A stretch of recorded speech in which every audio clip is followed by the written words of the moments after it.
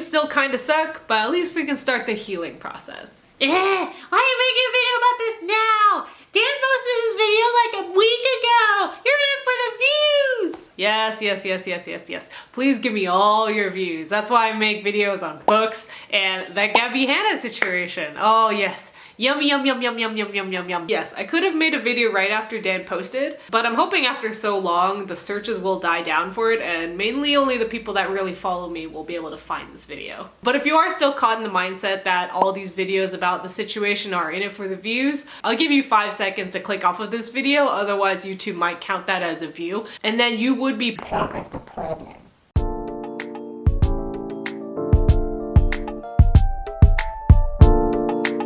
My first video on DanPlan, didn't expect the numbers that it got. I was literally at 10K like, okay, that's enough. That's enough. Second video on DanPlan, yes, it was for the YouTube hustle. I'm not gonna lie about that. But I will repeat what I wrote in the description for that video. I won't be making another video unless 1, I have a unique perspective or something that can add to the conversation, or 2, I can produce something in an entertaining way. So what angle do I have for this video? Mainly, I think I just felt like the journey I took with the DanPlan drama felt incomplete, and a ton of you guys really wanted to hear my opinion. And actually, there was something I really wanted to address. I looked at Dan's response video and there was a bunch of comments like these. This entire situation should have gone public in the first place.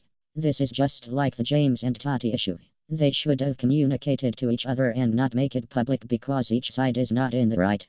These should have been kept in private. While I think it's a terrible situation for everyone that was involved and most definitely the fans, I think this was something that just had to come out, regardless of how messy it got. If shit's happening behind closed doors, the people in power tend to get away with it. It isn't until when the public forces change when change actually occurs. Like, I have to say this because I have knowledge about this firsthand. If there's something wrong in your city or your state or your local government, you have to voice it out. Email your council reps, email the mayor, email the media liaison. It's really sad, but a lot of them just drink coffee all day unless the news cameras go up. And trust me on this, I've been on the inside of one of these things, so I would know. Yes, it really does suck for those involved in this situation, but if you really think about it, if the news cameras go up and they have nothing to expose, they shouldn't be afraid of it. And in this situation, if the end result is that the animators are getting compensated better, that's a net positive. Okay, as far as the drama goes, I'm gonna keep it really short and simple. I'm gonna try anyway, because I 100% agree with the Bazil boy over here. Can I just ruin what was DanPlan for so many people? Is that something that I should do? Is that even a power that I should use? Or should I just let it be what it is? And I want people to be able to look back at DanPlan and I want them to see the good that was there. Actually, after going through his comment section, I think there's a lot of commenters that make really valid points. If Snazzle has the information to disprove Dan's video, I think he holds the responsibility of bringing that to light so the audience knows where to stand on this whole issue going forward instead of just taking his word for it. But at the same time, I think Snazzle is giving the animators' wishes the highest priority, so I understand that point of view as well. And like he said in the video, if Dan were to continue the channel, he could easily bring the receipts and stop him in his tracks. For myself, I do believe that we should be given as much transparency as possible, but also if you scroll through Dan's comments, it's pretty apparent that people are realizing that Dan's video doesn't quite compare to Jay's, Steven's, and Snazzle's, who has become the voice for the animators. And you can make the determination for yourself. Alright, lightning round, let's go. Dan's response about how Steven and the channel got started sounds really solid to me. Yes, it did look like Steven ambushed Dan about the channel analytics, and honestly, I don't like that approach either, but at the end of the day, numbers are numbers, and those are worth talking about and figuring out regardless of the approach. Steven's points are still valid about his contribution to the group dynamic. Steven, Jay, and the animators have stories that line up way more than Dan's. Dan's explanation for paying the animators was a PEEPEEPOOPOO out of 10. But out of respect to the agreement that came between the animators, Maddie, and Snazzle, I'm not gonna delve into detail of why I gave it this rating. I might put it in the description or in a comment down below just for those who care to read it. With that said, I do want to recap some of the really positive things that came out of this. Because as much as it sucks for the channel and its fans, there were some really great things that came out of this situation. There's a Pokemon out there that got his big break here on YouTube. He did a charity live stream that raised over $4,000 for the animators. He and Maddie are looking for work for the displaced animators. And if and when DanPlan ever comes back, there will be a huge spotlight on Dan not to make the same mistakes. So you as an audience can feel better about it. And this may sound strange coming from someone who openly criticized DanPlan, but they genuinely inspired me. They really did. With the By the Way ripoff, I never realized how fun it'd be to just grab two friends, chat, record, and enhance it with a lot of cool visuals. And in the end, it was really interesting to see everyone else's perspective on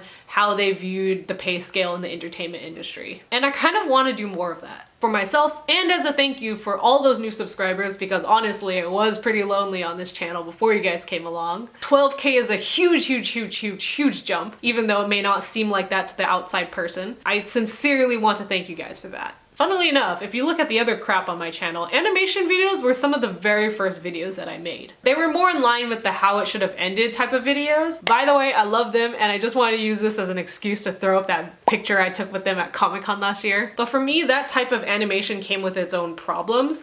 Mainly, I could just never really get my friends to submit their voices on time, except for Justin. Justin's amazing. He was the guy who voiced Kylo Ren from the Inside Out Kylo Ren video, which is probably my most viewed video, I think, at this point. So thank you, Justin, by the way. I never officially said it on camera, but I want to say it here. But yeah, with all the sound mixing and sound effects that went into it, it was just really difficult for me to keep doing on a continuous basis. Then there was a point in time I tried to do animated story times, but every time I went into my notebook to try to write down some ideas I would have for that, it would just kind of go like, my life is super boring. I went to school, struggled, went to college, struggled, got a job, struggled. No crazy exes, no crippling mental health problems, nothing really. And genuinely, I'm not sorry about having not a terrible up and down roller coaster life, but that does lend to less exciting stories. And I'm not a fan of over dramatizing stories because if these are real experiences I had, I just want them to be real. 100%. I'm not saying all storytime animators are exaggerating, but I have seen one or two. They're not limited to storytime animators. They could be just regular story times where a person's talking to the camera. And for me, over dramatizing or exaggerating is just not really my style. I understand that things can be fun and really punched up for the laugh, but in the end, I'm not gonna make like a 20-minute video on how I stood up to my bully and how heroic that was, when in reality it was pretty much just like, hey, quit your bullshit, you piece of crap. Dick cannon. Just so you know, it took me like 10 takes to get that right. So that's why storytime never really worked out for me. But when I asked my two friends, Tiff and Joey, to record with me, they seemed to really enjoy it. And as for the animation, I think I found something that I'm actually pretty excited to do. So as backwards as it may seem, I really do have to thank DanPlan for inspiring me. Ooh, so you're gonna be the new DanPlan? No, definitely not. Don't subscribe if you think we're gonna be like the gender bent DanPlan. I'm still experimenting and it's definitely not gonna be as good as what they had. So if you think that's what it's gonna be, dun dun dun dun na na na na na na na na na na na. We seriously do not have the charm, charisma, or innocence for that. And the three of us, we're hoes. We're big time hoes. Actually, let me amend that. Only two of us are hoes.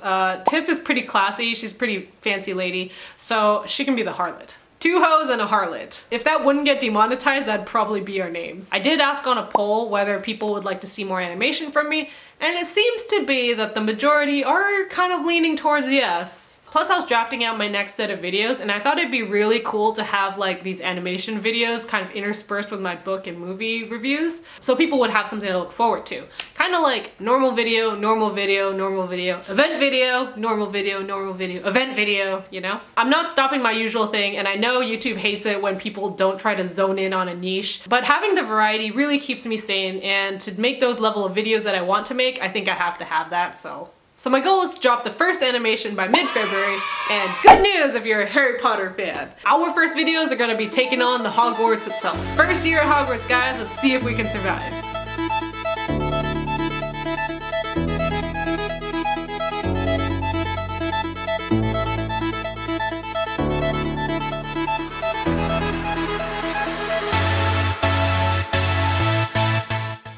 Okay, I swear I wasn't gonna add to the drama, but I have to point this out because I just found it the funniest thing ever, and I'm all about the funny. Right here, Dan says Steven declined twice to meet him, and he posts the screenshots, right? Texted me again and I said, let's please meet up, let's have some coffee, but he declined again. Twice I asked and both times he declined. If you actually read it, it's Dan who couldn't meet up with Steven, and then Steven was just like, okay, fuck it. Okay, I'll just ask you through Discord then. I just find it really funny that the screenshot that he posted does not match up with what he's saying in the video.